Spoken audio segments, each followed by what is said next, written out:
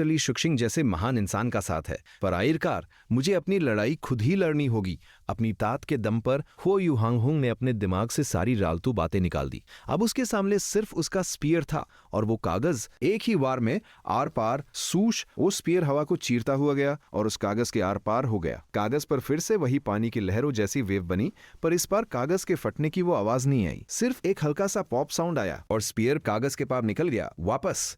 हो युहांगहुंग ने स्पीयर वापस खींचा और पास जाके देखा, उस सबसे ऊपर वाले कागज में सिर्फ एक गोल छेद था। कागज का कोई भी दूसरा हिस्सा नहीं फटा था। बाजीकान मिंजिंग प्रोग्रेस 210 by 610। मैं पहले से बेहतर हो गया हूं। इसके बाद हुओ युएनहोंग घर के पास वाले उस पुराने पेड़ के पास गया। उसने अपना पैर पटका और अपनी कोहनी से एक वार किया। बाम! उस पैर पर आधे इंच गहरा एक नया गड्ढा बन गया। ये पिछले वाले गड्ढे से दुगना गहरा था। मेरी ताकत पहले से बहुत बढ़ गई है। अब उस कंपटीशन में जहां मुझे उस जेंटलमैन सॉर्ड को मारना है, सिर्फ 26 दिन बचे हैं। हो युहोंग घर वापस आया और अपना स्पीयर लेकर फिर से प्रैक्टिस करने लगा। 2 बार प्रैक्टिस करने के बाद उसे बाहर से पैरों की जानी पहचानी आवाज सुनाई दी और फिर दरवाजा खुला। उसके पिता आ गए थे। पिताजी, आप आ गए। हो युहोंग हंसता हुआ किचन से बाहर आया। उसके हाथों में पॉक और कैबेज का वो बर्तन था। पिताजी, मेरे पास आपके लिए बहुत अच्छी खबर है। मुझे गॉड ऑफ स्पीयर ली शुक्सिंग ने अपना डिसाइपल बना लिया है। हाँ पिताजी, जिनमिन के नंबर 1 मास्टर ने। मैं पहले आपसे झूठ बोलता था। मुझे पता है कि आप भी मेरा साथ दे रहे थे, पर इस बार मैं सच बोल रहा हूँ। ये देखो, ये मेरा आईडी कार्ड है और ये मेरा इस महीने का अलाउंस है। हो युहानहुंग ने 1 सेल्सर कॉइंस का वो थैला अपने पिता के सामने रख दिया। उसके चेहरे पर एक बहुत बड़ी मुस्कान थी। हुओ फू ये सुनकर थोड़ा हैरान हुआ। उसे लगा कि आहोंग फिर से झूठ बोल रहा है। शायद वेंजन मार्शल आर्ट स्कूल वाली कहानी अब पुरानी हो गई है, इसलिए इसने ये नई कहानी बनाई है कि ली शुसिंग ने एक नया डिसाइपल बनाया है। वाह, मुझे पता था कि मेरा आहोंग एक जीनियस है। यहां तक कि मास्टर ली शुक्सिंग भी तुम्हें अपना डिसाइपल बनाना चाहते थे।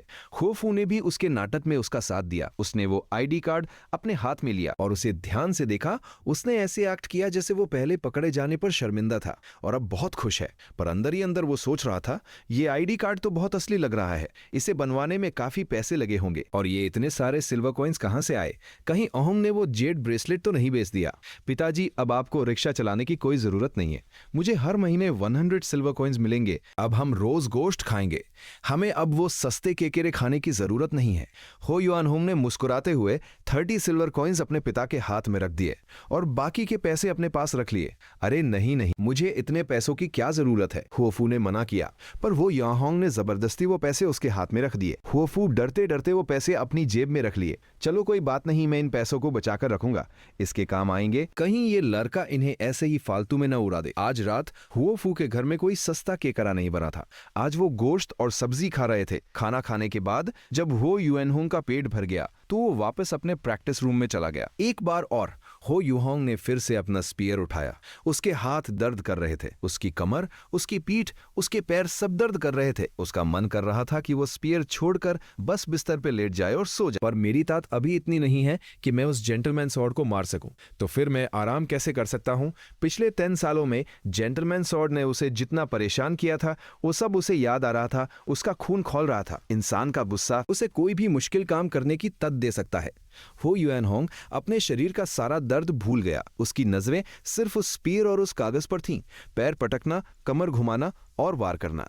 सूस, उसने अपना पैर पटका, अपनी कमर घुमाई और अपने हाथों से पूरी ताकत लगाकर उस स्पीयर से वार किया। उस कागज में उसे उस जेंटलमैन सॉर्ड का चेहरा नजर आ रहा था।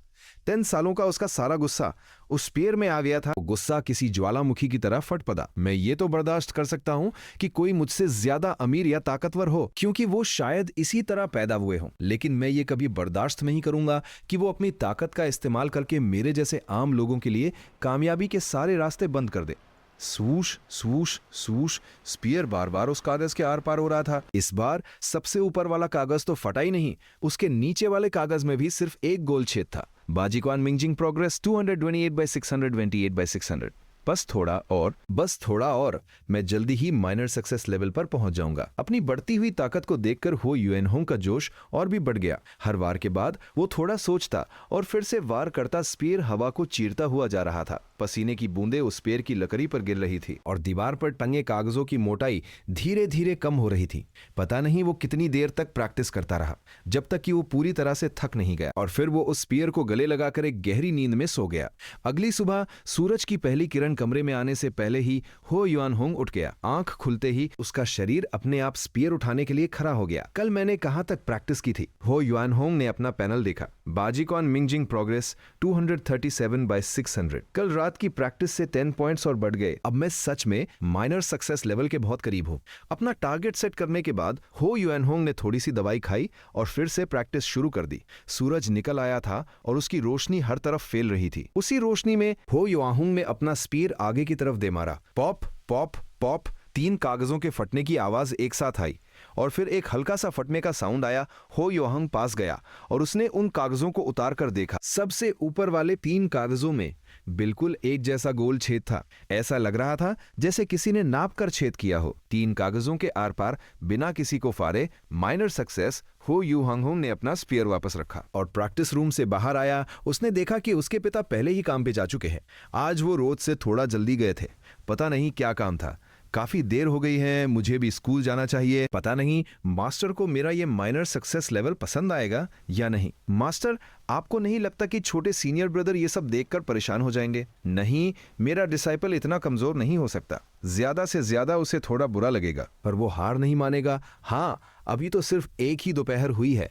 अगर उसे अभी कुछ समझ नहीं आ रहा है तो भी उसे घबराने की जरूरत नहीं है। उसे खुद पर भरोसा रखना चाहिए। और तुम्हें कैसे पता कि उसे कुछ समझ नहीं आया है? ली शुशिंग मुस्कुराते हुए रिक्शे से नीचे उतरा और प्रैक्टिस रूम की तरफ गया। दरवाजा खोलते ही ली शुशिंग ने देखा कि हो युआनहोंग थोड़ा गंभीर लग रहा है। शायद इसे अभी तक कुछ समझ नहीं आया है, इसलिए ये थोड़ा परेशान है, पर फिर भी ये शांत है। ये अच्छी बात है, ली शुशिंग ने मन ही मन सोचा। फिर उसने बहुत ही प्यार से पूछा, कल तुम्हारी प्रैक्टिस कैसी रही? मास्टर, हो युआनहोंग ने झुककर प्रणाम किया। मुझे माफ कर दीजिए, कल रात में बहुत थक गया था, इसलिए प्रैक्टिस करते करते ही मुझे नींद आ गई। मुझे ऐसा नहीं करना चाहिए था। कोई बात नहीं, जवान खून हो, थकान तो होगी ही। ये बताओ कि तुमने प्रैक्टिस कहां तक की? थोड़ा डिटेल में बताओ। हो युआनहोंग की बातें सुनकर ली शुशिंग को लगा कि उसे सब समझ आ गया है। भले ही इसे अभी टेक्निक समझ नहीं आई है, पर यह मेहनती बहुत है।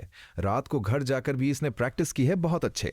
ली शुशिंग अपने इस नए डिसाइपल से बहुत खुश था। वो होशियार भी था और मेहनती भी। कल शाम को मैं मुश्किल से उस कागज पर वो लहरें बना पाया था। फिर रात को अंधेरा होने पर अगर तुम उसे समझ नहीं पाए तो कोई बात नहीं। जब मैं तुम्हारे लेवल पर था तो मैंने भी। ली शुशिंग में अभी ये बात पूरी ही की थी कि उसे कुछ अजीब लगा। अभी इस लग्गे ने क्या कहा?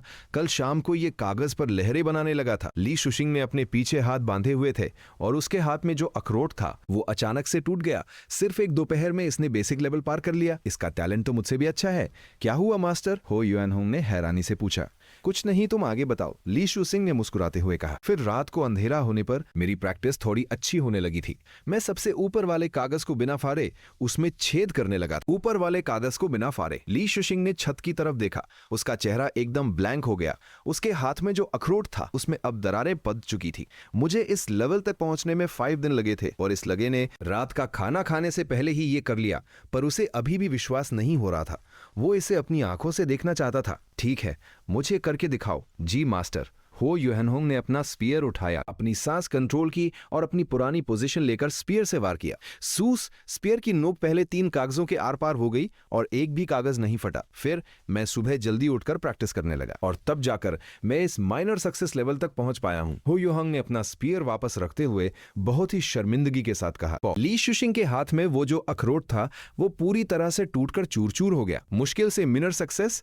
ली शुशिंग काफी देर तक छत को घूरता रहा। फिर उसने अपने छोटे डिसाइपल की तरफ देखकर बहुत ही प्यार से कहा, इतनी प्रैक्टिस करने के बाद तुम अभी सिर्फ माइनर सक्सेस तक ही पहुंच पाए हो। ये कुछ खास नहीं है, पर मुझे यकीन है कि अगर तुम ऐसे ही मेहनत करते रहे तो एक दिन तुम बहुत बड़े मास्टर बनोगे। ये बातें सुनकर पास खड़ी फांग यू की आंखें फटी की फटी रह गईं। वो क्या सुन रही थी? एक दिन से भी कम वक्त में माइनर सक्सेस लेवल पार करना कुछ खास नहीं है। मास्टर, क्या आपको ये बोलते हुए थोड़ी भी शर्म नहीं आ रही है? मास्टर, आप फिक्र मत कीजिए, मैं इससे भी बेहतर करूंगा। कोई बात नहीं, तुम्हें आराम भी करना चाहिए। इतनी भी मेहनत मत करो। ली शुशिंग ने अपने पीछे बंधे हाथों को खोला और फिर से बंद किया और फिर खोला। उसे अपने गुस्से को शांत करने में थोड़ा वक्त लगा। फिर उसने बहुत ही शांत आवाज में कहा, 3 दिन बाद एक छोटा सा कंपटीशन है हमारे स्कूल और बाकी स्कूल्स के डिसाइपल्स जिनकी उम्र 20 साल से कम है के बीच। तुम भी उसमें हिस्सा लेना ताकि तुम्हें भी कुछ नया सीखने को मिले। बाकी स्कूल्स तो क्या व्यंजन मार्शल आर्ट स्कूल वाले भी आएंगे? बिल्कुल आएंगे। तुम्हारा वो पुराना सीनियर ब्रदर भी आएगा, पर उसकी उम्र 20 साल से ज्यादा है, तो शायद उसका छोटा भाई ही लड़ेगा, जो कि व्यंजन मार्शल आर्ट स्कूल का सबसे बेहतरीन डिसाइपल है। ली शुक्शिंग को पता था कि उसका छोटा डिसाइपल क्या सोच रहा है। मास्टर, आप फिक्र मत कीजिए, मैं फर्स्ट आऊंगा। हो युआंग ने ठान लिया था, चाहे उसे उस जेंटलमैन सोर्ड के भाई को हराना हो या फिर वो चिलियन पेस जीतना हो, उसे फर्स्ट आना ही था। ज्यादा टेंशन मत लो, बस जाके एक्सपीरियंस लेना। चलो, बहुत बातें हो गईं, मेरे पास अभी कुछ वक्त है, मैं तुम्हें 1 घंटे के लिए कुछ और सिखाता हूँ। इसके बाद वो युआन होंग अपना स्पीयर लेके प्रैक्टिस करने लगा और ली शुशिंग उसे सही तरीके सिखा रहा था। इस तरह वो युआन होंग उस प्रैक्टिस में लगा हुआ था। वो 3 दिन बाद होने वाले उस कंपटीशन में उस जेंटलमैन स्वॉर्ड के भाई को हराने की तैयारी कर रहा था, और दूसरी तरफ वो उस मोटे मैनेजर के साथ रजिस्ट्रेशन ऑफिस में पहुंच गया था। साहब, ये 360 सिल्वर कॉइन्स है। होफू ने बहुत ही तमीज से वो सारे पैसे एक बूढ़े मैनेजर के सामने रख दिए। वो बूढ़ा मैनेजर अपनी आंखें आधी बंद किए हुए बैठा था। होफू ने अपना वो पुराना घर 300 सिल्वर कॉइन्स में बेच दिया था, और वू शाओसिया से कुछ पैसे उधार लेकर उसने अपने बेटे के लिए उस गॉड ऑफ स्पीयर स्कूल में रिक्शा चलाने की नौकरी का इंतजाम कर लिया था। और उस मोटे मैनेजर को भी उसने सुबह सुबह ही 72 सिल्वर कॉइन्स का रिश्वत दे दिया था। उस बूढ़े मैनेजर ने वो पैसे अपने हाथ में लिए, अपनी उंगलियों पर थोड़ा सा थूक लगाया और आराम से उन पैसों को गिनने लगा। होफू उसे बड़ी ही घबराहट के साथ देख रहा था, उसकी आवाज तक नहीं निकल रही थी। हाँ, पूरे 360 सिल्वर कॉइन्स है। उस बूढ़े मैनेजर की बात सुनकर होफू की जान में जान आई। अच्छा, तुम्हारे बेटे का नाम क्या है? उस बूढ़े मैनेजर ने फिर से अपनी उंगलियों पर थूक लगाया और एक पुराना सा रजिस्टर खोलकर अपना ब्रश उठाया। वो नाम लिखने ही वाला था, हो युआन होंग। हो क्या? हो युआन होंग? कौन हो युआन होंग? वो बूढ़ा मैनेजर नाम लिखने ही वाला था, पर यह नाम सुनकर उसका हाथ कांप गया। उसके ब्रश से स्याही गिरकर रजिस्टर पर फैल गई, पर उसे उस स्याही की कोई परवाह नहीं थी। उसने झटके से अपना सिर उठाया और डरे हुए होफू की तरफ देखने लगा। हो युआन होंग, ये नाम उसे बहुत अच्छे से याद था। अभी कुछ देर पहले ही तो उसने ये नाम लिखा था, पर बात यह थी कि वो हो यू होंग तो मास्टर का डायरेक्ट डिसाइपल था। यहाँ आओ, तुम खुद अपने बेटे का नाम लिखो। ये 3 लॉज कैसे लिखे जाते हैं? वो बूढ़ा मैनेजर अपनी जगह से उछलकर खड़ा हो गया और उसने वो ब्रश हुओफू के हाथ में थमा दिया। हुओफू ने कांपते हाथों से वो ब्रश लिया और एक खाली कागज पर जैसे तैसे वो 3 लॉज लिखे। उसके अक्षर बहुत ही टेढ़े मेढ़े थे। हो युआंग, उस नाम को देखकर उस बूढ़े मैनेजर के हाथ और भी जोर से कांपने लगे। उसने तो बहुत बड़ी गलती कर दी थी। उसने मास्टर के डायरेक्ट डिसाइपल के पिता से रिश्वत ले ली थी। अरे हो साहब, आप यहाँ आए हैं, ये तो मेरी वशीस्मती है। वो बूढ़ा मैनेजर एकदम से बदल गया। वो हुओफू के सामने ऐसे झुक रहा था जैसे हुओफू कोई बहुत बड़ा आदमी हो। उसने जल्दी से वो 360 सिल्वर कॉइन्स निकाले और उसमें अपनी तरफ से कुछ और पैसे मिलाकर हुओफू के हाथ में रख दिए। अरे साहब, मैं तो बूढ़ा हो गया हूँ, मुझे तो कुछ दिखाई ही नहीं देता। ये तो बहुत बड़ी गलती हो गई। ये तो अपने ही घर में आग लगाने वाली बात हो गई। मुझे माँ कर दीजिए साहब। होफू अपने हाथ में उन पैसों को देखकर हैरान रह गया। उसे समझ नहीं आ रहा था कि क्या हो रहा है।